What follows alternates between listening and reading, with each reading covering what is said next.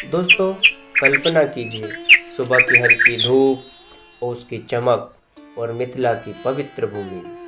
एक राजा, जिसे लोग धर्मराज जनक कहते हैं, अपने हाथ में हल लेकर धरती को स्पर्श करता है और अचानक धरती एक रोशनी की तरफ फटती है और उस फटती हुई मिट्टी से एक बालिका, एक दिव्य ज्योति से नहाई हुई बालिका जन्म लेती है, जिसका नाम है सीता।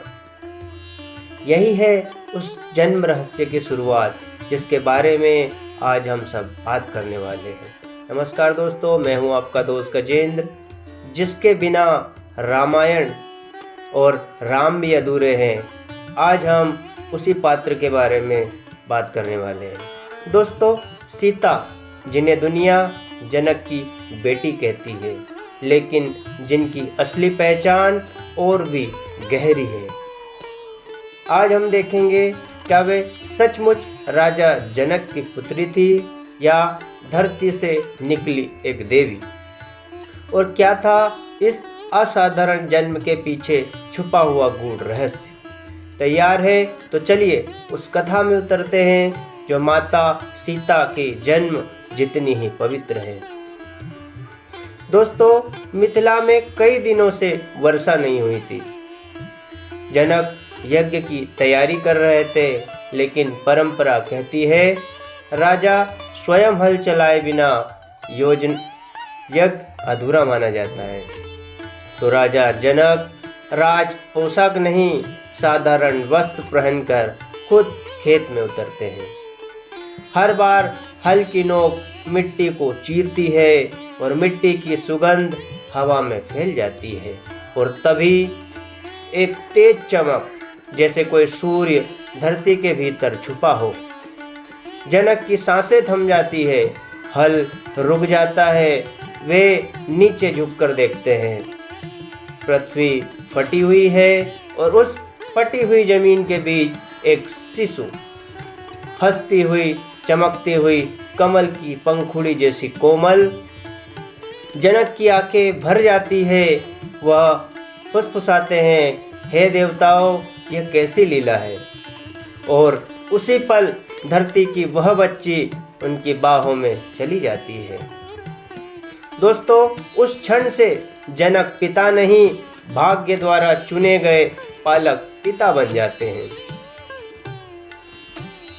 दोस्तों, वाल्मीकि रामायण आदि कवि वाल्मीकि ने स्पष्ट लिखा है कि भूमि उद्भवा कन्या, अर्थात धरती से प्रकट हुई कन्या, यानी रामायण का यह वर्णन सबसे प्रामाणिक, सबसे पुराना, सबसे विश्वसनीय ग्रंथ माना जाता है। यानी सीता का जन्म मानव सामान्य जन्म नहीं था, यह दिव्य प्राकट्य था। कालिदास जी कहते हैं, जनक ने यज्ञ भूमि की धरती से एक तेजोमयी बालिका को उठाया। दो स्वतंत्र महाकाव्यों में एक जैसी कथा, सत्य की मजबूत गवाही है। दोस्तों, अलग अलग पुराणों का अलग अलग मत है। पद्म पुराण और स्कंद पुराण कहते हैं कि सीता यानी लक्ष्मी का अवतार, और लक्ष्मी पृथ्वी की आदित्यवानी देवी है। इसलिए सीता का धरती से प्रकट होना धार्मिक रूप से पूर्ण तर्क संगत है। लेकिन सीता का धरती से ही जन्म लेना क्यों? यह छुपी है सबसे गहरी बात।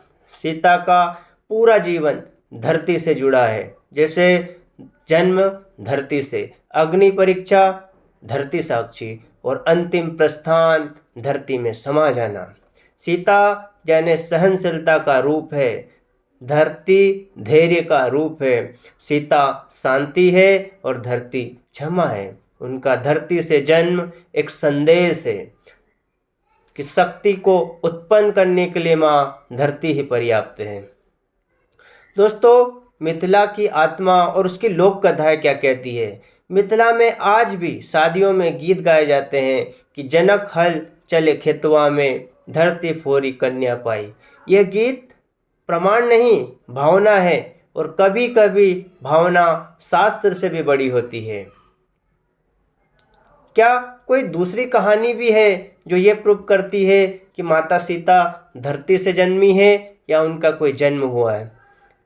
हाँ दोस्तों, कुछ लोक कथाएं और जैन ग्रंथ एक मानव जन्म की कथा बताते हैं, लेकिन वह रामायण के मुख्य स्रोतों में नहीं है। न वे कालिदास की परंपरा से मेल खाते हैं, न पुराण उससे सहमत है। इसलिए हिंदू शास्त्रों में धरती प्राकट्य को ही सत्य स्वीकार किया गया है।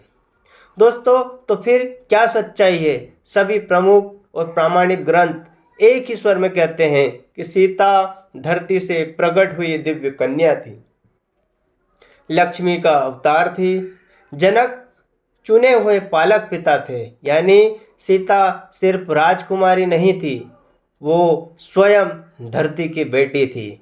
वो जनक की थी और पूरी सृष्टि की भी थी।